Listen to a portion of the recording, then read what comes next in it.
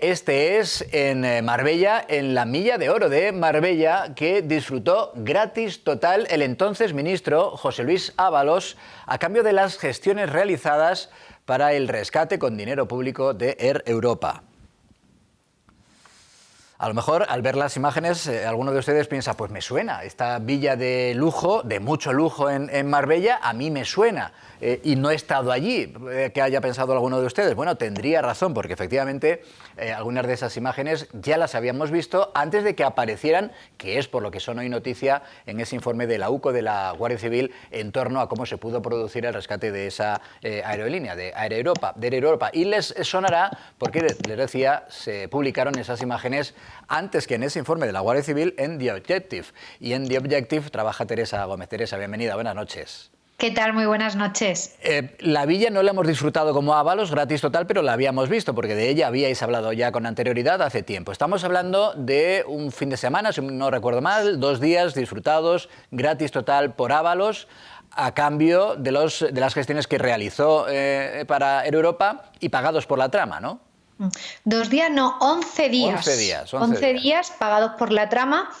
Y del que disfrutó Ábalos, del que también disfrutaron los amigos, familiares de Ábalos en el verano de 2020, justo cuando se estaba negociando el rescate de Air Europa. Eso es, en octubre, aproximadamente en octubre, fue cuando publicamos este segundo chalet, el chalet de Marbella, que además hay que añadir que es un chalet que es contiguo a un puticlub, al puticlub Milady. De hecho está separado, forma parte de los mismos propietarios y está separado por unos arbustos, el puticlub de esta villa, ¿no? Nosotros publicamos en octubre que él pues veraneó en este chalet en el verano de 2020. En agosto sabíamos que él no lo había pagado y también lo indicábamos que él no lo había pagado, y sabíamos que lo había pagado Javier Hidalgo, pero esta otra parte no la teníamos, no teníamos una prueba documental que pudiese acreditar esto. Entonces, por eso, cuando publicamos la noticia, dijimos que en el momento en el que él se hospedó, casualmente, pues empezaron las negociaciones para poderle otorgar el rescate a Javier Hidalgo, y sí que publicamos que hubo un encuentro entre Aldama y Javier Hidalgo con Ábalos en este chalet, porque ambos se pasaron al chalet para visitar al exministro, para ver que todo estaba acorde y al gusto del ministro. De hecho, nos cuenta que Javier Hidalgo estaba veraneando en Cádiz y que vino con una caravana desde Cádiz hasta Marbella, buscó a Aldama, que estaba en la casa de unos amigos, y ambos fueron juntos a este chalet, al chalet Villaparra, para visitar al exministro. Bueno, decimos chalet por llamarla de alguna manera, pero efectivamente es una villa, además es una villa de lujo. ¿A cuánto pudo ascender esos 11 días en la villa de lujo? Además contáis en The Objective que hubo fiestas con comida como si no costara, además de, digamos, mariscadas, carne a elegir.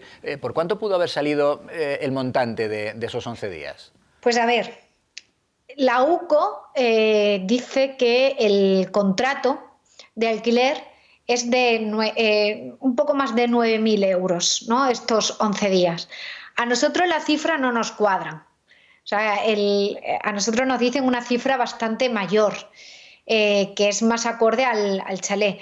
Entonces, tampoco mucho más, pero sí que nos incrementan esa cifra. Mañana vamos a publicar una nueva entrega donde precisamente hablamos de esto.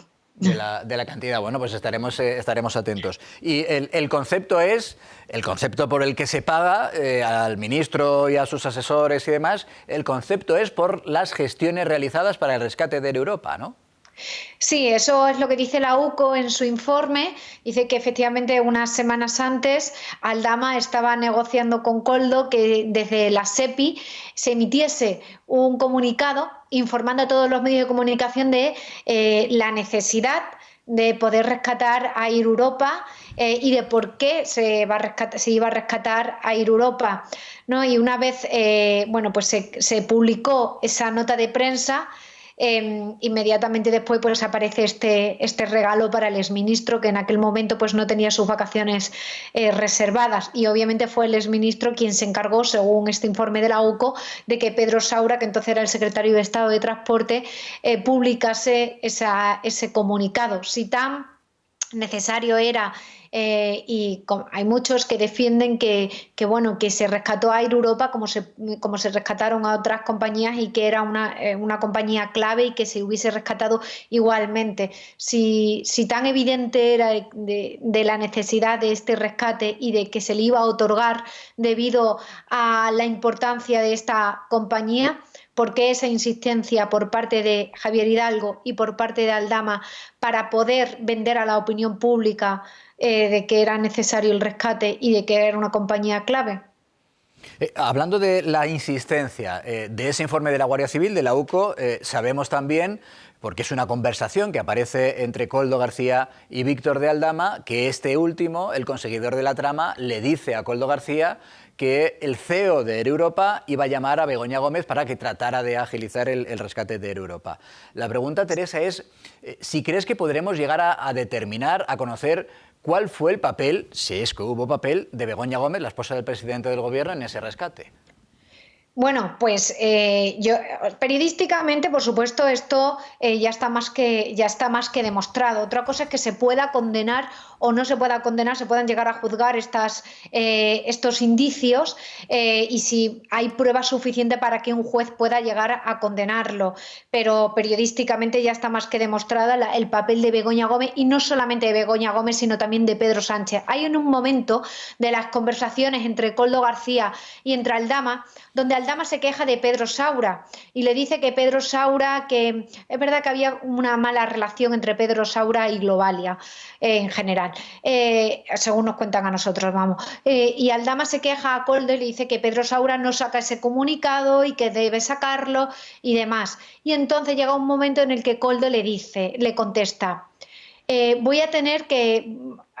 Más o menos así, le dice, vamos a tener que decírselo a Pedro, porque estos ya se pasan. A nosotros lo que nos dicen fuente de la investigación, que ese Pedro hacía referencia a Pedro Sánchez, porque cuando hablan de Saura, de Pedro Saura, nunca le llaman Pedro por su nombre de pila, siempre le llaman como Saura. Aparte, que no se pueden quejar a Pedro Saura sobre Pedro Saura. Y está claro, según el contexto y sobre el contexto en el que se produce esa conversación, de que ese otro Pedro está por encima tanto de Pedro Saura como incluso de Ábalos, que estaba al tanto de que Pedro Saura no quería, por ese momento, o estaba paralizando la publicación de esa nota de prensa. Y de hecho la contestación de Aldama fue, como tú veas, como queriendo, o sea, hacen referencia a ese Pedro como la clave para poder desbloquear algo que en aquel momento no podían desbloquear ni Aldama, ni Koldo, ni Ábalos. Pues mucho más arriba solo queda un Pedro, efectivamente, muy por encima de Pedro Saura. De verdad, como siempre, gracias por atendernos, incluso en noches como la de hoy, que sabemos que sé que te hemos secuestrado de una cena, así que te doy un beso y te doy las gracias, Teresa. Hasta Muchísimas pronto. gracias. Chao.